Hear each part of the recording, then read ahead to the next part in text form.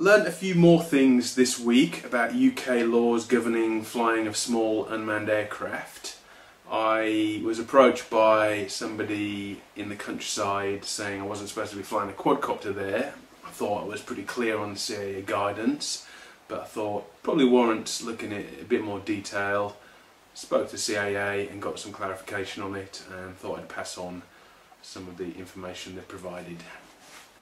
So this is the main law governing airspace in the UK, which is the Air Navigation Order. If we look down at Article 166, we see rules about small unmanned aircraft. This first one's pretty interesting. A person must not cause or permit any article or animal to be dropped from a small unmanned aircraft. I can only think about deployment of ninja squirrels or something like that. But let's cut straight to number 4, which is talking about small unmanned aircraft which has a mass of more than 7 kilos. That's clearly in excess of normal quadcopters, hexacopters, wings, that kind of thing. Next section, small unmanned surveillance aircraft. This is effectively what governs lightweight quadcopters and the like. You've probably seen on a number of forums the rules about where you can fly, i.e. not within towns, not with any proximity to objects that you could crash into, cause damage, people, etc. So in simple terms, the limitation is FPV. The law wants you to maintain direct sight with the aircraft.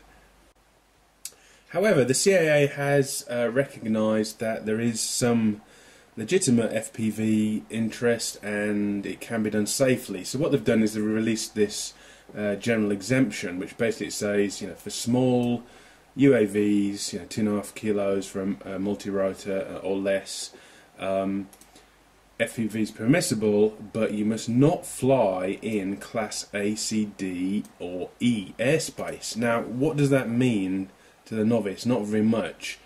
Here's a simple graphic, just disregard some of the numbers and details, but as you can see, the class we're probably most interested in is D.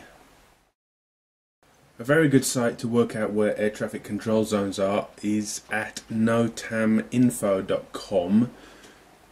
Turn off some of these NOTAMs, which are the warnings coming up. It's not relevant to what I'm talking about here, but if you turn on this show control zones, you can see there's quite a few around the country. Zoom into your area of interest, and in terms of this place, which is the Southampton airport, you can see it extends quite a wide range around the south of the country there. So in order to work out what that pink blob means, I had to make contact with the National Air Traffic Service people, and they have a service called the Aeronautical Information Service. If you click on this IAIP option and the Aerodrome Index Specific, looking at Southampton in this case, and we're looking for the minimum altitude chart, you'll get a map of the airport general area, and you'll see a number of zones in these dotted lines with some sort of key at the top left corner. The one we're most interested in is the one which shows a minimum altitude of surface and a maximum altitude of 2000. This is the Class D that we were looking at before. That's most relevant to FPVers.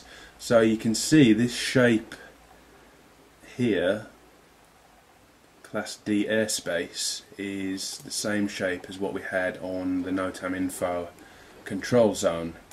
So this is the area that the exemption's talking about. It basically means you're not allowed to fly FPV in that area unless you get the specific approval from the air traffic control centre associated with that airport. So that's basically the rules in the UK governing FPV in restricted airspace zones. Hope you found that useful, and hoping to put a few more videos up soon about other quadcopter lessons learned.